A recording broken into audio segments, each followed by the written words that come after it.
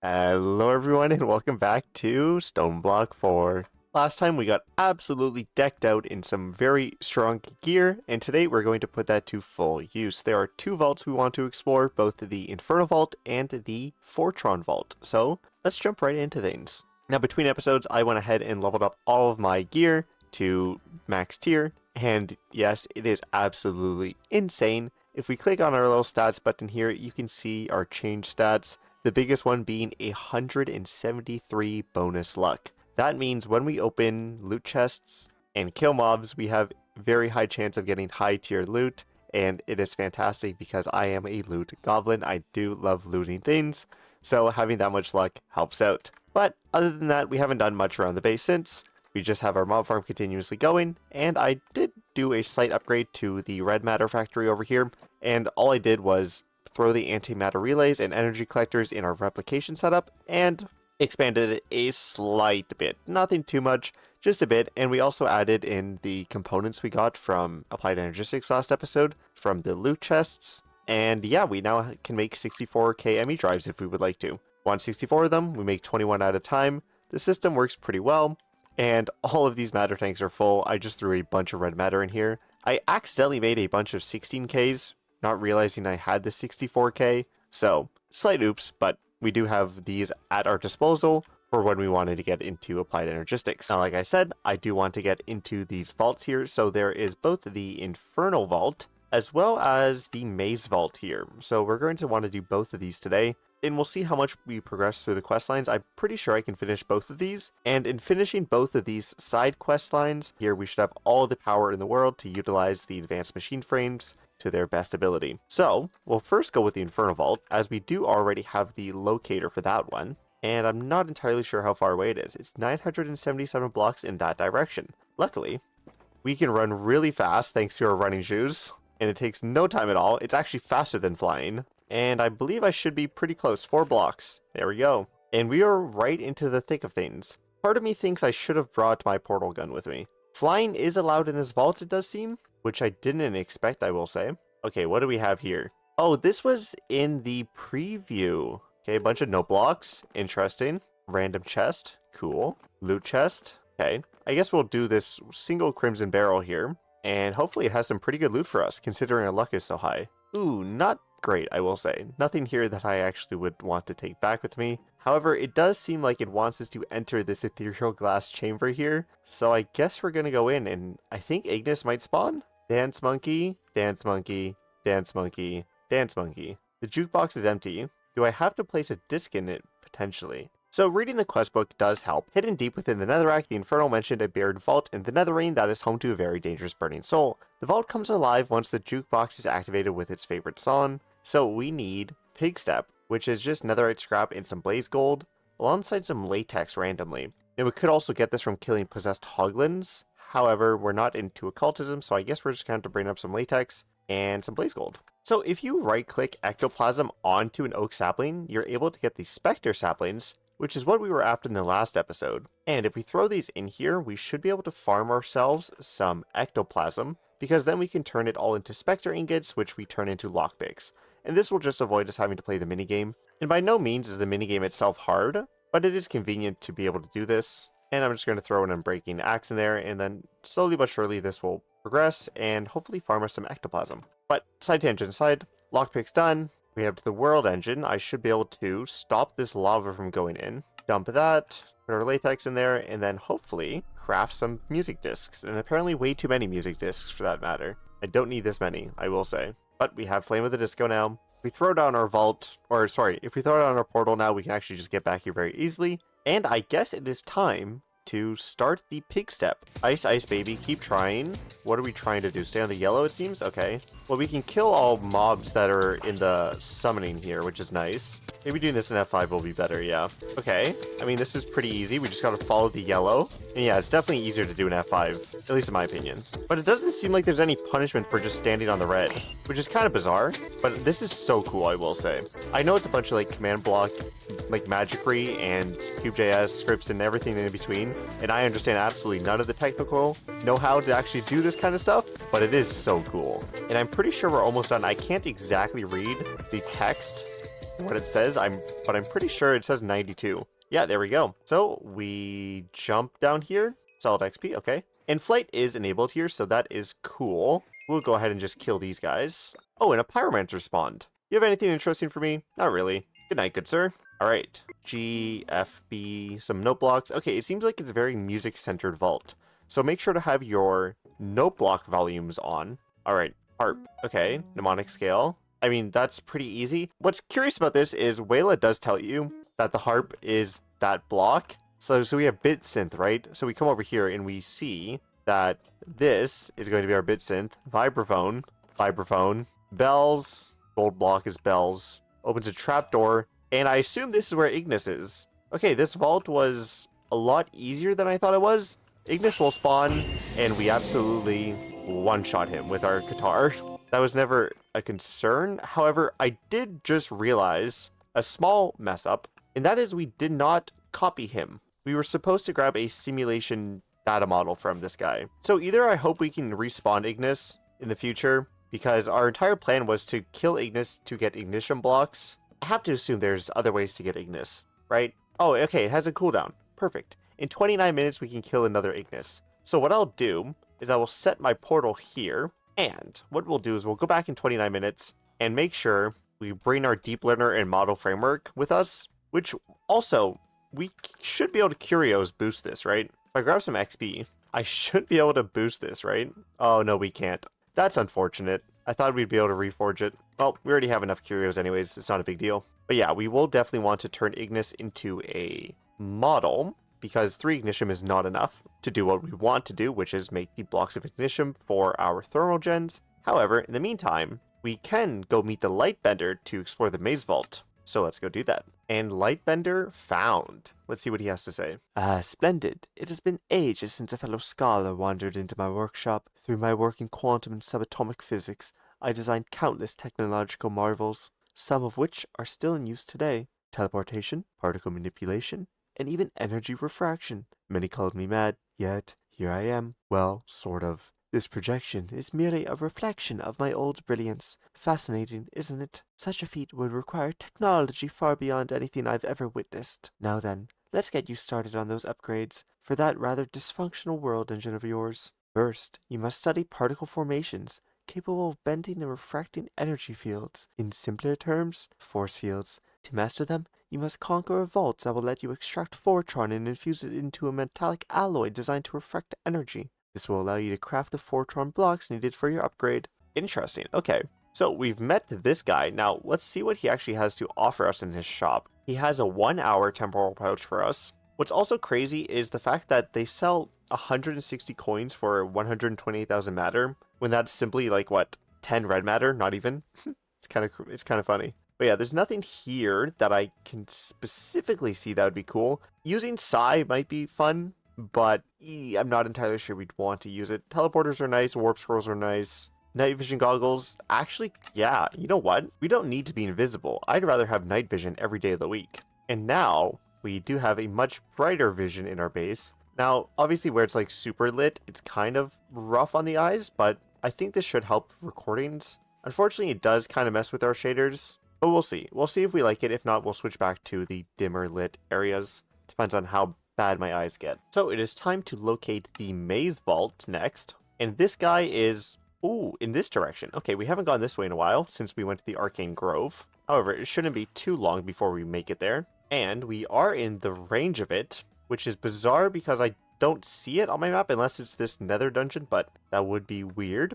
But we'll head over there, I guess. Oh, okay, we were out of sight of it. That makes sense. All right, so we do currently have our vault or portal at the Ignis vault, so I'm not going to set a portal here for now. I might come to regret that soon, but we are unkillable, so we should be fine. Hit the button to toggle force fields to progress through the maze. Okay, so we have to find a button. Should be pretty easy. Luckily, you can place torches in these mazes, which is good. And we can just grab some free things. Nothing here is good, to be fair. I feel like the arrows are misleading, potentially. Nope, maybe not. Oh, okay, we just have a wind storage crate. Interesting. So I can open them with buttons. Okay, cool. We're back to where we started. We need to open that button. The slimes do teleport you, it seems. And light levels mean nothing when it comes to the slimes. so that's good to know. There's another button here. Oh, I was disintegrated by the force field. That's interesting. Luckily, we can do /back to get back to our grave and hopefully teleport to the other side. I gotta be careful with how fast I'm moving through these vaults because, yeah, we walked right into the force field, it seems. So yeah, we just have to be careful of where we are running to after we click a button, because apparently you can trap yourself inside, and it's not ideal. Okay, I'm gonna push this one again, open up the area that we locked ourselves in. What does that one say? That's just a bunch of question marks over there. There's a yellow one we haven't pushed yet. That opened this guy. I might want to start marking where I've gone with torches. It might be helpful, but at the same time, I don't think I'm going to be able to find my way through here on the first attempt anyways, so I'm not too concerned. Oh, an orange button we didn't push yet. So we need to go back to where we were, turn off the white button, potentially. Okay, now we're stuck. Not ideal. Oh, okay, we found the question mark one. Let's push that. That opens this area, which gives us absolutely nothing. Cool. Okay, we're back at this spot, and we do need to end up going one of these directions, I assume. If we hit this blue button, what does that change? Doesn't seem like it changed much. Now, I will say what's bizarre is we've opened 2 chests, and we found 8 Fortron-infused blocks. The quest wants us to have 4 for the World Engine upgrade. So technically speaking, we have completed the vault, which feels weird because it doesn't feel like we've completed it, but technically we have, it seems. But I do still want to be able to see more of the vault. We can break out of here, which is nice. We don't want to, but I do want to be able to see more of it because it does look pretty large on the map. Now it's weird. So the orange button takes out this door that goes behind me, right? So I want that door open. I want to push this blue one, which will enable that, so I should be able to go around now. The "you did it" is very weird, I will say, because I don't feel like I've done it, but apparently I have. Alright, I'm going to head out of the vault for now. I'm just going to hit /home. We did get the Fortron blocks, like I said, but if there is something I really miss in this vault that was really cool, let me know in the comments below, and I will come back and check it out. But considering it's a minor World Engine upgrade, I'm not sure this vault is of too much importance, and like I said, we did get what we were after in these vault, or these infused blocks here. If we head back to our new friend the Lightbender here, he should explain how we can upgrade our World Engine with these new blocks. Now that you've learned to refract and infuse light into matter, it's time you link your World Engine directly to a quantum network. This will allow information to be transferred instantly, eliminating the need for tedious manual retrieval every time you wish to use its power. A quantum link connects your World Engine and your applied energistic system via a pattern provider, granting access to all stored items and data. With the pattern provider connection established, your AE system can interface directly with the World Engine for real-time crafting and processing. Okay, this is really cool. We're upgrading the World Engine with a quantum rain, which will allow us to, like it said, craft from wherever we are. However, there is one echo we have missed, and that is the echo of Infernal. So let's go talk to him about what we did with Ignis earlier. The hell's a scrawny brat like you doing trying to restore World Engine? You wouldn't have lasted a single day in the underworld expedition with a body like that. Not that many of us did anyway, even the strong can fall. Our commander used to say, never been truer than now. Since you look more like the brains over brawn type, I'd suggest you gear up before going after this upgrade, rookie. My upgrade's just another step toward that power of the deep the enchanter keeps yapping about, if you've met them. Doesn't matter if you haven't. I'm not one for teamwork anymore. My upgrade works fine without any of their magical nonsense. What you'll need is combat experience and proper gear if you're planning to take on the guardian of the underworld in that vault. You'll also need to understand a bit of the spiritual side. I never used to believe in it either until I saw what was down there. Get your hands on some soul-stained metal. It'll let you bind the physical and spiritual in underworld realms together to forge spirit blocks. Shouldn't be too hard for a determined spirit. So yes, he wants us to slay the Infernal Vault, which we've done. We've killed Ignis. However, it does want us to do a bit of Malum, which is a big boost for me because I love the Malum mod. It is a mod I simply fell in love with the first time I used it. So if we quickly upgraded the World Engine with the Fortron blocks, we can turn the other 4 that we got into Fortron-infused ingots, which will allow us to craft things of mystery, such as the extractor, which we can use on the dragon head to get a dragon's breath, which will allow further apotheosis upgrades. Obviously, we can't enchant any of our gear other than maybe our hammer here. But yeah, we can't enchant red matter armor, so that isn't too necessary. But there are other uses for dragon's breath, if I recall correctly. We can make Shadow Pulse goo, which will be super useful actually. That is actually a big one. And I believe infused dragon's breath has a few other uses. Yes, it's used to make dragon hearts, as well as soul cages. So we will need this once we want to get into Draconic Evolution for sure. So it wants us to both get into Applied Energistics down here, but also a bit of Malum. I think Malum will definitely be the easier of the two, luckily, so we're going to start with this. And that means we're going to make ourselves some refined soulstone by heading over to a weeping well. And I've noticed a few on the map. Right here we have a weeping well. There's also one right by the vault we were just at. And they seem to be found in the deep slate layer, and there's quite a few of them, like by this crate vault we were at earlier. Also one over here by this vault. They do like to spawn beside the vaults, but there is one directly beside our pathway here. So we're going to head this direction. And there we are. We found our favorite friend, the weeping well. And I want to see if the mod is working correctly. If we jump in here, we might be able to get an Umbral Spirit if the mod has been fixed. If not, we will have to get it the other way, which is using the Soul Stained something to kill villagers. We'll see. If we get an Umbral Spirit, that's great. If not, that's also fine. Let's jump in. I don't believe we got one, based off the first bit of things. However, there is some new effects on the Weeping Well, which is kind of cool. But yeah, we didn't get one. We did get the Esoterica Encyclopedia, which is fantastic. However, what we want to do is drop all of our iron clusters into the Weeping Well and collect some raw soulstone in return, like so. I do love the new effect, I will say. So plenty of raw soulstone later, and then we can just go ahead and smelt all this guy up. So with some of this, we'll make a spirit altar. Now I do remember we did collect some rune wood from one of the arcane groves that we went to, and that allows us to get the spirit altar, which also wants us to make a scythe.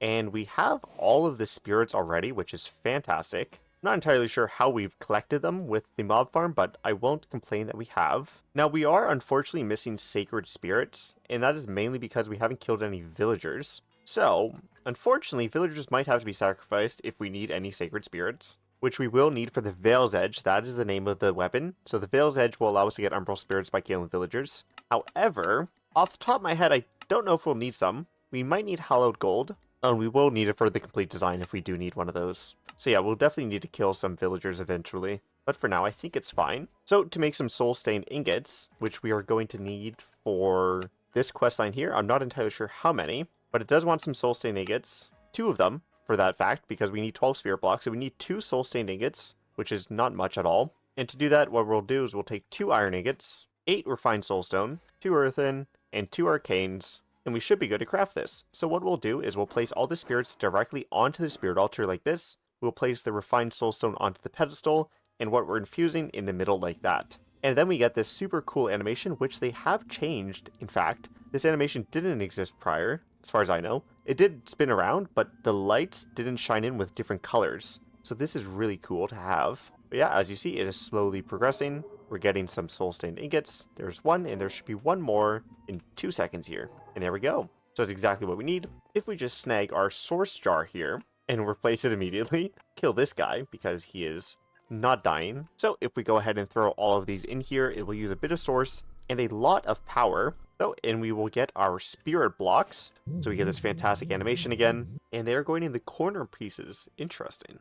And fantastic upgrade later. Our world engine is coming together. Even though it is mildly broken, it is coming together slowly but surely. And I'm not entirely sure what this one does provide us with. However, what it does give us is a gift of stone, and if you know me, I love gifts of stone, so let's see what we roll. Okay, we got Sarah's Quick Step Boots, which is funny because we already have red matter boots. However, these are fantastic. They do come with 4 gem slots and 13.5 luck rather than our pitiful 11 luck that we currently have. So these are quite nice, I will say. They are pretty similar to ours, except they are obviously better, so we will move our gems over for sure, because yeah, these are, yeah, they're fantastic. We will get our gems off of this, which our gems, to be honest, aren't the best for boots, in all fairness, so I'm not too concerned, but we have some new kicks, and I think that's one of the rarest ones you can get, to be fair. Yeah, it's a 0.65% chance, so we're doing great. If we just look through the perfect gems, we can actually find all of the ones that have boot upgrades for us available, just by searching perfect plus boots in combination with JEI. And some of these are pretty alright, like nothing too crazy. Like this one is what we currently have. We get evasion when we get hit. This one gives us armor toughness, not really necessary for us, to say the least. 5 luck, we will take that. Honestly, we should have the Splendor gem in all of our armor, to be honest, just so we can have as much luck as possible. True invisibility is nice. And a bit more speed, why not? Can't hurt. So we'll just socket them all in with our smithing table here. And with those on, we're even faster than we were before. Uncontrollable speed, but it's fine. I also wonder if Ignis has respawned. So let's go see if Ignis has come back to life. Perfect, he has. So we'll take a model framework of him this time, throw him in, and then when we kill him, we're able to just have to kill him one more time, and we should be good, right?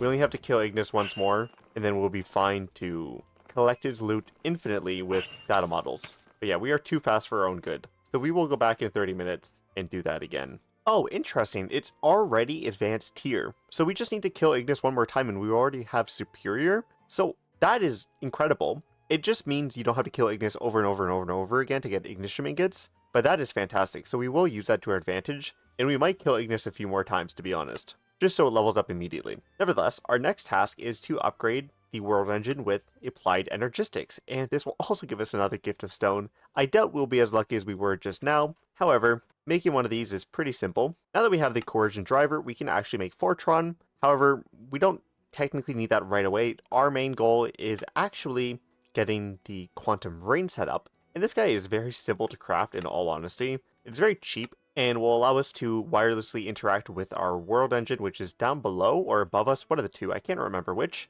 But we will make Fortron later. It's simply just powering this with energy, and then you just get Fortron in return. Very simple. But we got to do a bit of applied energistics first. And that means we have to build a new machine, which is the circuit fabricator here. So that is the piston, copper plate, iron plate, and diamond. Now, I don't know if we're going to want more than one circuit fabricator later, but it is pretty cool to make. We do need a mysterious cube, as well as some blue sheet metal that feels random, and then the circuit fabricator itself, and 3 vibrant quartz glass. I wonder if we can speed this up with the temporal pouch.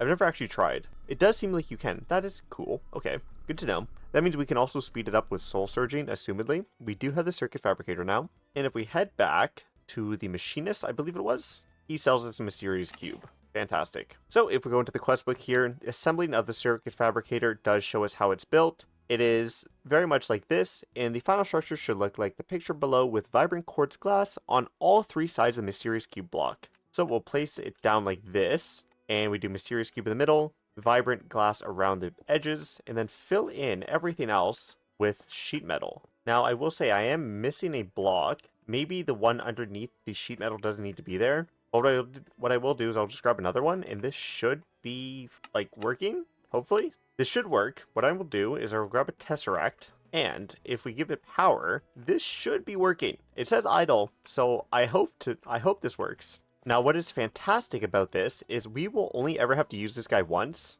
and it does 16 at a time. That is crazy. Okay, I mean, with acceleration upgrades, I assume this goes insanely fast. However, the reason I'm saying we're only ever going to need this once is because our matter replication system here will deal with all of our applied energistics needs for the rest of time. So what we're going to do is we're just going to copy all of the base resources from applied energistics first. So we'll take a single memory chip. I already have this one started for applied energistics, so we'll keep it going. And if we just teach it how to make all of this stuff, we can then come over here and craft to our heart's content. However, what would be better is obviously crafting each circuit one by one. And this will be super useful once we get into quantum. But what we'll do, like I said, is we'll teach it, and I'll go on a new memory chip just for these guys. And now we have access to all of the circuits, or all of the processors we're ever going to need. And yeah, I mean, we just got to throw red matter in here occasionally, and it'll fill up. And like I said, we have infinite red matter now, which means now we never have to worry about doing applied energistics the long way.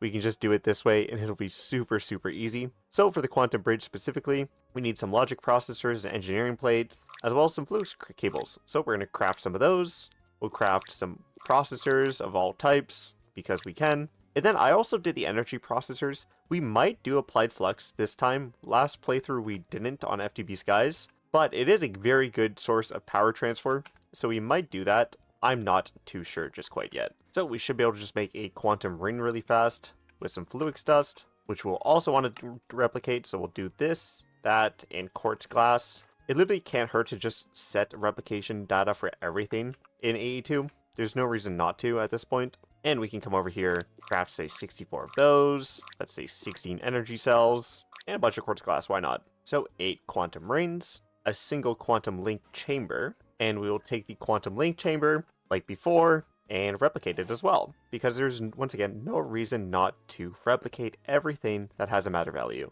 Craft it once, never have to craft it again, thanks to red matter. And I guess we can take 16 more of these. Let's take 3 of you. And we also got that one singularity from the chest, so I will take, say, 4 of them for now. Can't hurt. And having those singularities will allow us to make quantum bridge links and all those fun things. And then we just simply need a pattern provider, like so. And once again, you all know the drill. It's replication time. And with this, we should have our system fully online. And with this, we now get a new gift of stone. Once again, I'm not expecting the highest tier loot from this one this time, but hopefully we get something cool. We got a Ring of Greater Discount. Those are always nice to have. And now what's great about these, now we haven't done any R's specifically, but if you upgrade them, you can apply sockets, and as long as it's in your ring slot, you can get all of the buffs given to it based off what's here on the screen. So we already have 2 rings equipped, so it doesn't really matter. We have our sorcery ring as well as a poison ring, just for the sake of having it, but it is nice to have this. However, if we head back to the Lightbender, he should explain to us how to upgrade our world engine another time today. That concludes my current research for now. Go consult the other echoes. Perhaps their findings will complement our brilliant work. Awesome. So his shop is fully upgraded. He will expand his knowledge soon, it seems, which is cool. However, we can go ahead and here, submit the things, and go ahead and watch the beautiful animation as the quantum ring gets assembled. Down below, it seems. Okay, fantastic. Right through our water wheels. Lovely. And there we go.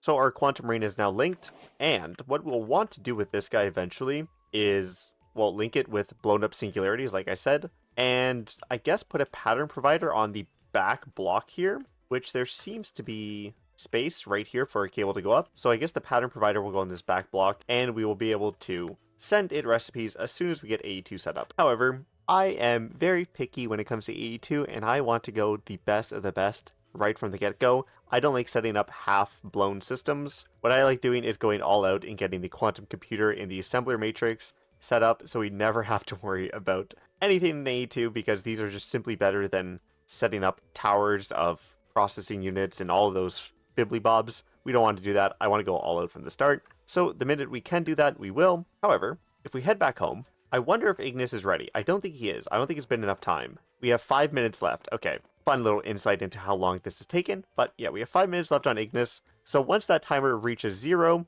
we will level him up again. And then we should be able to start crafting prediction matrices, which we haven't done yet. Now, to make the simulation chamber in Loot Fabricator, luckily, we don't need the second tier of machine upgrades. All we need is stuff that we already have, like the Mending Neurogel, elite control circuits, obsidian plates, and a replicator enclosure. So we have all of this stuff already, which is fantastic. So what we need now is just some obsidian plates, and yeah, that's it actually. And with both of these, we should be able to farm Ignis like no tomorrow. So if we set something up like this with gold, clay, glass, and iron, we should be able to make prediction matrices in this guy. So what we'll do is we'll set a glass pane recipe like this. We'll set it to go to the input buffer. And for this guy, we'll set a prediction matrix, specifically using glass panes, like so. And we want all of that to go to the export down here. Slowly here, the buffer will fill up for all of these. And what we'll do is this prediction matrix is going to pull from the west. You'll pull out prediction matrices. This one will push to the east, like so. And that'll start filling this guy up and pulling out prediction matrices, like so. And it's already automatic, which is fantastic. However, we also need it to push downwards, like that. And it'll push in the prediction matrices into the system. However, there's no model in there, so it can't recognize anything. But we should, by all means, Ignis should be done by now, or ready to respawn. So we'll throw that in our system, kill Ignis really fast. And what's fantastic is this should mean he's ready to go. Yeah, he's superior now. So while we could level him up even further, I think superior's fine for now, just so we can test this guy out. We'll throw him in here. Like I said, the prediction matrices will automatically enter. Then what we want here is a double drawer, not a single drawer. I actually messed that up because we do have 2 outputs, both the Ignis prediction and the Nether prediction. So we want Ignis on the bottom like this, Nether on top. This is specific because we need to pull in the Ignis predictions. So it does need to be exactly like this. We'll go ahead and lock that. This one will pull from upwards, and that'll start filling up, and it'll push down its Ignis predictions into the Loot Fabricator, which will allow us to make Ignis ingots, or Ignitium ingots, which, once again, we get pulled from the top direction, so up, and now we have an Ignitium farm. As you see, it is slowly but surely working, and this will infinitely produce because we have glass, clay, gold, and iron out the wazoo thanks to our chickens, right? So all this is automatic, and we're just simply pulling from the storage and doing all this without any AE2 auto-crafting at all. So it is really nice to be able to do this very simply. Now, it will take him a bit of time to level up to a full 900, as we aren't killing him manually, but he should be perfect in just a few data sets here, which means he'll produce a prediction each time, which means we'll have infinite Ignitium ingots. And there we go, he's self-aware, which means every time he produces something, it will always produce an Ignis prediction, which means each time he produces 8 ingots, which means we have infinite ingots now. Now, all of that was so we can make some Ignitium blocks, and these, like I said previously, are the best heat source for powah, right? And now we don't have the best coolant, which is time fluid. We're not too far off being able to make time fluid automatically, to be honest, as we do have access to the timey-wimey chicken shortly. However, we do need tier 9 seeds, which means we do need draconium, unfortunately, because the tier 9 soul requires awakened draconium. So we're almost there. We're almost at the highest tier of time fluid, or coolant for that matter, because we have everything else here available to us. But like I said, the only thing we don't have is, well, the advanced machine blocks, obviously. Unfortunately, these aren't duplicatable. The starter ones are, higher tiers aren't. However, being able to duplicate the starter tiers as well as all of the ingredients for them is really nice.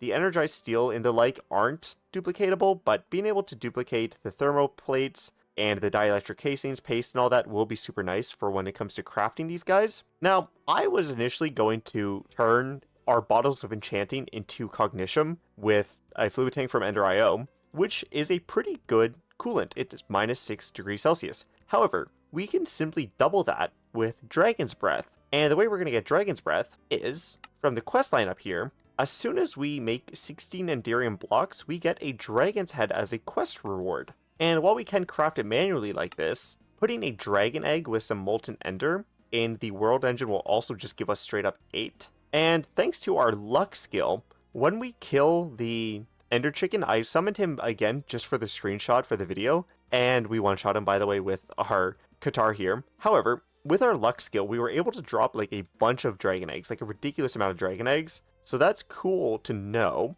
However, if I grab Molten Ender out of our system here, head up to the World Engine and fill it with Molten Ender, we should be good to just craft all of these into Enderium blocks, which is exactly what we did, which gives us access to the Dragon Head, and I believe a World Engine upgrade. It is a major one, apparently. Now, we can't build it quite yet, so I do have to go talk to the guy at spawn, just so we can use the Enderium upgrades. You will notice that the WERK has given you some extra tasks inside your quest book. Each will require you to expand your knowledge even further along a specific technical field. Along with the Enderium, you'll need tougher machine frames, empowered minerals, and more advanced circuitry. Once you master that, you'll be able to craft the advanced machine blocks that will allow you to push your world engine to the next level. With that, I have no more to offer you, except best wishes. Farewell, new friend. So we are done with our Echo of Catalyst here, except not apparently, because he does have a few more things that he offers us. Hydroponic beds are really cool. I did say I wanted some. For now, we'll leave that as is. We also get some cool pearls from him. Nitro energizing rods are really nice to have, so we don't have to upgrade ours ourselves. But I probably won't buy anything just quite yet. Maybe later in the future we might get these. I'm not sure, depending on how lazy we feel. This platinum resource node is cool from Oratech. We don't need that specifically, but it is nice to have. But like I said, we'll head back to the base. And with both a Tesseract upgrade, I'm not sure where this Tesseract will be placed, considering we already have a Tesseract on our world engine. I'm not sure where it placed it. Oh, it placed it in the back here. Okay, cool. So we have a Tesseract upgrade, which didn't have an animation, but we also have the Enderium block upgrade. This one does have an animation just because there are more blocks to place. And there we go, fantastic. So we now have a lot more things we can craft. However, we're not too concerned with that at the moment. What we wanted was the Dragon's Breath and the Dragon's Head. Now we do have to be careful, as we only have one Dragon's Head for now, as more unlock once we meet the Echo Wormrite, which I assume is Draconic Evolution, or once we have Dragon Hearts in Wyvern Cores, as well as some more upgrades for our world engine. So we only have the one at the moment. I do need some more kiwi, and with some quick kiwi acquired, which went into the backpack here, we can make ourselves an extractor, which then we can place on top of a dragon head, as shown here, to get dragon's breath. And as you see, the extractor will automatically output its contents into this drawer. We will go ahead and lock it and link it, and now we have dragon's breath being made. Now it is very slow, unfortunately, and I don't believe we can speed this up with a temporal pouch. No, you cannot. Good knowledge, cannot speed it up with a temporal pouch. I'm pretty sure I tried that in Skies 2 and it didn't work. Not sure why I thought it would work now. Now, obviously, a mild concern here is this is a very slow way to get Dragon's Breath, and each one of these only provide 250 millibuckets of Dragon's Breath when drained onto a fluid sucker thing, whatever these things are called. An item drain, that was classically named, yeah. So what I will do is hopefully I can strip these, perfect, make myself one item drain. So something like this works wonders. All we did is put a world transporter on the side, put an item drain here, and then have it piping into an ultimate fluid tank. Then we have a trash can picking up the empty glass bottles. Now, it's not a bad method. However, like I said, these are very slow to craft. So I think I'd want to find a better source of getting the Dragon's Breath. However, if we were to use an Ender Dragon model, which we should be able to get from the loot crates if we grab random data models from the Echo of Guidance, we might be able to get an Ender Dragon model from it, which would be nice to have. But we're going to try this out with our scuff setup, and hopefully it doesn't use the coolant too fast that our power just can't keep up. Now, like I had said, only the basic stuff from power are duplicatable, but we will go ahead and memorize everything here, and that should make the crafting of the nitro thermos a little easier. However, without auto crafting still available to us, well, technically we do have auto crafting available to us, we just don't have it set up. It shouldn't take too long to do these, so I should be able to go ahead and upgrade all of them to basic, and then these should all be able to go to hardened. Now, obviously this would be so much easier with AE2 available to us, which, once again, we do have AE2 available to us, so the fact that I'm not using it is on my own accord. But we now have 64 hardened. Next here is blazing, which means just making a few more blazing crystals really fast. Craft a bunch of blazings next. Then we make nitro generators, and I forgot to make 2 stacks of these guys. Now we have extra, but it's not a big deal. Then some spirit capacitors. And then last but not least, some nitros, except we are out of large capacitors. Shouldn't be too hard to fix. We just need about 4 more stacks of nitro crystals, which we'll slowly produce from this guy here. Not instant, but slowly. And we also have a few gift of pebbles to claim. We got some pointed dripstone,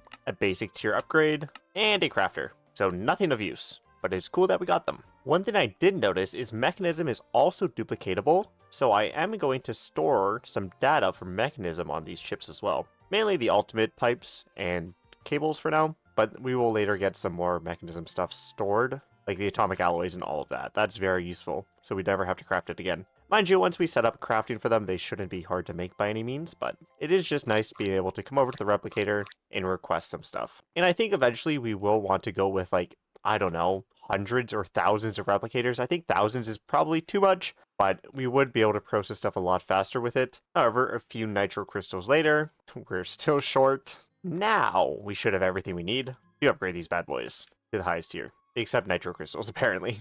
We're still waiting on these to finish, but that should be enough now that we have a stack. And with that, we finally have all 64 nitro generators, which means a very simple setup over here should allow all of them to be placed down. And I'm thinking we go 16 wide on each. So I'm going to expand this room 1 back, just so we have enough room for what we're planning to do here. If we take our Ignitium and just place it in each one of these troughs here, like so. And to be honest, I don't need this thing to keep going. We have 5.6 thousand. We have more than enough that we're ever going to use. However, what I do want to do is go ahead and place thermogens down on each set of them, and we can simply do this by throwing it in our offhand, luckily. Don't need to place them manually, which is fantastic. And what we need to do now is provide these both with power extraction and fluid input. So what's really cool is with the Tesseract, we can also do fluids, which means if we do a send only, we are going to create a channel for Dragon's Breath here. We're going to do send only, and we're going to click activate. And if we shift right click this Tesseract will now become a Dragon's Breath Tesseract. And if I go ahead and place it over here, once again, this isn't a big distance. It's just easier to do with Tesseracts. We'll come over here, do receive only and activate, and that is automatically pumped out into all of these, and it should be distributed distributed evenly across them. Unfortunately, it did one side in priority, so it will take quite a while to fill all of these guys up with Dragon's Breath. And as you see, they're already generating power at 19.2 thousand FE per tick. And if each one of these is 19.2, some quick math, that's what, 1.2 million approximately, because you just round up to 20. So about 1.2 million FE per tick, just over that, with this quick and easy setup. Now I say quick and easy, except it's not really quick and easy, as we don't have the Dragon's Breath as much as we'd want to. However, it doesn't seem to be using Dragon's Breath very fast. So hopefully, if we get a few more Dragon's Breath, or a few more Dragon Heads, we should be able to make a self-sufficient setup eventually. But for now, we are just making excess power that we don't actually need, which is always the fun about playing mod packs like these, is making things you don't need at all. And if we go ahead and start filling up our black hole, we will start producing way more power than we ever need. And then we will also hook this guy up to our Tesseract like so. And now we have, once again, more power than we need. We also have to upgrade all of these to Nitros, which I will go ahead and do eventually. And I also have to stop the spawning of animals inside of here because we are getting liquid meat on occasion, which messes up with our smeltery here. But I think these two power generators will suffice our power needs for quite a while. Eventually, like I said, we will get to time fluid with these guys, so it shouldn't be too bad. But yeah, 19.2 for each one of these, and that's like 1.2 million. However, I will say having these two setups of power generation, while not the most unique power generation, I think the methods we're going about doing it is pretty fine. Using Dragon's Breath and Ignition blocks, as well as using Molten Blazes from a bee. So I think it's a cool way to do power. Obviously not the most unique or most efficient way, but I do enjoy this. Alright, so I just finished recording the episode and wrapping up, except I am just going to jump in here right before the wrap up and say something. Someone might have already commented this, however, before you get your comments out, we can duplicate the dragon head with replication, which means we can come in here and craft a stack of them, which is more than enough. It looks very funny in the replicators. Oh, I love the look of that, that's great. But what this means, something like this can be made, and what we'll do is simply set up 3 extractors so that this goes at 3 times the speed it was previously, and hopefully that starts to fill up Dragon's Breath rather than it being consumed faster than it's filling up. Mind you, right now with all of these being filled with power, it is very unlikely that these ever get consumed at this rate, but what would be nice is if they all stockpiled full of Dragon's Breath while we're AFK and all the power is backlogged. So that's just one thing I want to say, and then obviously we can expand this setup to hundreds of extractors with Dragon's Breath all going into funnels like this. But yeah, I hope you guys enjoyed the episode, and you'll see the outro now, I guess. Bye! However, guys, I am going to go ahead and wrap up the episode there. We got a bunch of world engine upgrades done. We completed 2 vaults, which were both pretty simple, and completion is in quotations there, as I'm not sure I completed that Fortron vault. However, in the next episode, we will finish the last upgrade, which will be the completion of Tier 3, and getting those advanced machine blocks finally upgraded, which will unlock so many new crafts available to us. There are so many things currently we're being held back by, but hopefully in the next episode we will be able to craft to our heart's content. But until then, I hope you guys enjoyed. If you did, leave a like on the video, it means a lot. If you learned something or want to tell me something about how I can improve one of my setups or anything else, leave it in the comments below. I do appreciate them. And if you don't want to miss any future uploads in this series, hit that subscribe button. I'll catch you guys in the next one. Bye bye!